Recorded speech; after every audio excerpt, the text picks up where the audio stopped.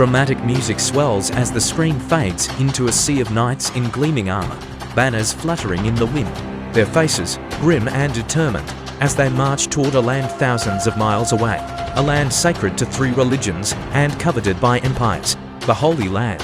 In the year 1095, a call echoed across Europe, a call that would ignite centuries of war, bloodshed, and faith. This was no ordinary battle, it was a mission ordained by God, or so they believed.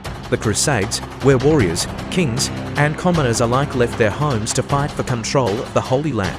The scene shifts to maps of medieval Europe and the Middle East, showing the sprawling territories of Christian and Muslim empires, with arrows representing the armies on the move. The Crusades began in an era where Europe was rising from the ashes of the Dark Ages, and the Islamic world was flourishing.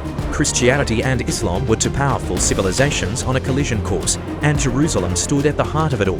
For Christians, it was the city where Christ was crucified and resurrected. For Muslims, it was the third holiest city, a place revered after Mecca and Medina. And for Jews, it was their ancestral homeland. The struggle for this sacred land became the backdrop for nearly 2 centuries of conflict, where religious zeal, political ambition, and economic desires intertwined. As the armies of Europe marched toward the Holy Land, they would encounter not only fierce resistance, but also new cultures, ideas, and ways of life that would forever change the course of history. Join us as we journey through the chaos, the glory, and the ultimate legacy of the Crusades. The Crusades were sparked by a combination of religious, political, and social factors. Religious motivations: Christians wanted to reclaim Jerusalem, a city sacred to their faith, which had fallen under Muslim control. Pope Urban's call in 1095 promised spiritual rewards, including forgiveness of sins, for those who joined the crusade. Political and territorial ambitions: European monarchs and nobles saw the Crusades as an opportunity to gain power, land, and influence in the East. The Byzantine Empire also requested Western help to defend itself from Muslim forces. Economic opportunities: Europe's population was growing, and resources were scarce. The East promised wealth, trade routes, and land. Knights and merchants sought fortunes through conquest and trade. Social and feudal factors: younger nobles, lacking inheritance under feudal laws, saw the Crusades as a way to gain status and wealth. It was also a way for knights to fulfill their warrior duties in the name of religion. The First Crusade began after Pope Urban's passionate plea at the Council of Clermont in 1095, where he called for Western Christians to aid the Byzantine Empire and reclaim Jerusalem from Muslim rule. His speech inspired thousands, including knights, nobles, and even peasants, to take up the cross and embark on what they believed was a holy mission.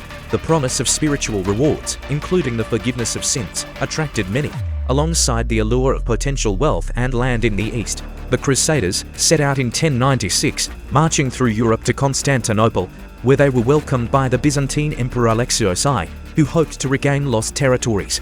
After crossing into Anatolia, they achieved a series of key victories, including the capture of Nicaea and Antioch. Despite suffering from hunger, disease, and internal conflicts, the crusading forces continued their push toward Jerusalem. In July 1099, the Crusaders reached Jerusalem, and after a brutal siege, they captured the city. The victory led to the establishment of the Kingdom of Jerusalem and several other Crusader states, marking the beginning of a century-long European presence in the Holy Land. The First Crusade was considered a major success for the Christians, although it also set the stage for future conflicts between the Crusaders and Muslim forces, as well as between the Western and Eastern Christian worlds. The Second Crusade was launched in response to the fall of the Crusader state of Edessa, which was captured by Muslim forces in 1144. Pope Eugenius III called for a new crusade to reclaim Edessa and strengthen Christian control in the Holy Land. The two most prominent European rulers who joined the campaign were King Louis V of France and Emperor Conrad III of Germany. The Crusaders faced major difficulties from the start. Poor planning, lack of unity, and the harsh conditions of the journey resulted in heavy losses before even reaching the Holy Land. Once they arrived, the focus shifted from Edessa to Damascus, a powerful Muslim city. The Crusaders laid siege to Damascus in 1148, but the campaign ended in failure. The Second Crusade ultimately achieved little and marked a low point for Christian forces in the region. The Third Crusade was triggered by the Muslim leader Saladin's reconquest of Jerusalem in 1187. His victory at the Battle of Hattin and subsequent capture of Jerusalem shocked Christian Europe and prompted a new wave of military action. This crusade was led by three of Europe's most powerful monarchs: King Richard I of England, Richard the Lionheart, King Philip I of France, and Emperor Frederick I Barbarossa of the Holy Roman Empire. However, the crusade got off to a troubled start. Emperor Frederick drowned on the way to the Holy Land, and tensions between Richard and Philip weakened their cooperation. Philip eventually returned to France, leaving Richard to continue the campaign on his own. Despite these setbacks, Richard proved to be a capable military leader, winning key battles, including the Siege of Acre in 1191. Although Richard was unable to retake Jerusalem, his negotiations with Saladin led to a treaty in 1192. The agreement allowed Christian pilgrims to visit Jerusalem safely, even though the city remained under Muslim control.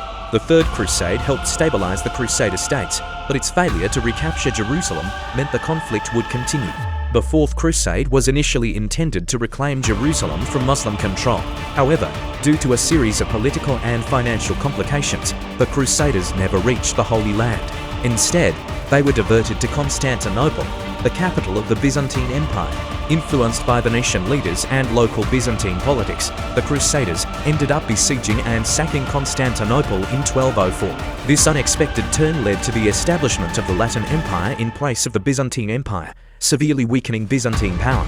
The Fourth Crusade is remembered as a disastrous diversion from its original goal and as a significant event that deepened the divide between the Catholic and Orthodox churches.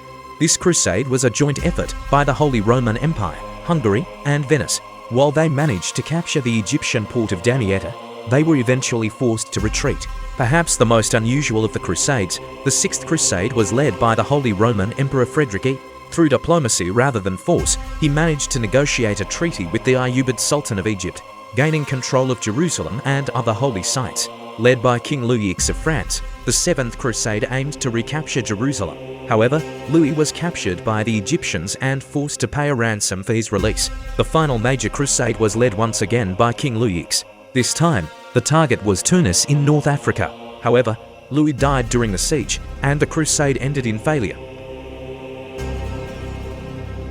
The Crusades had a profound and lasting impact on both Europe and the Middle East.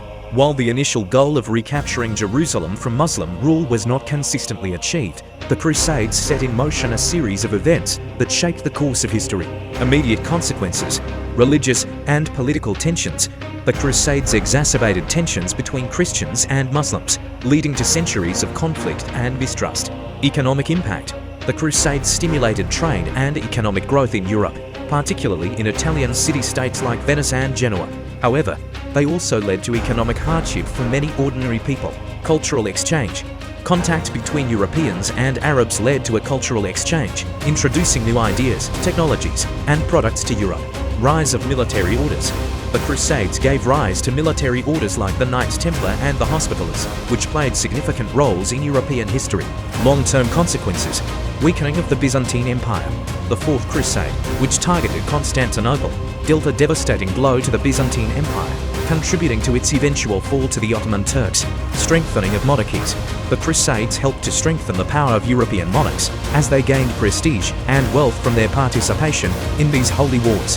Development of feudalism.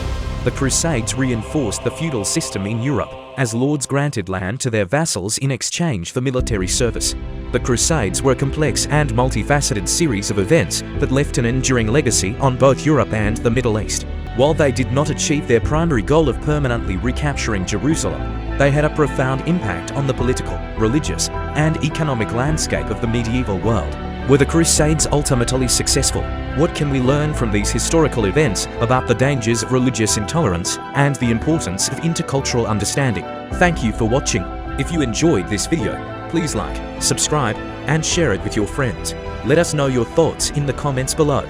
We have many more historical topics to explore, so stay tuned.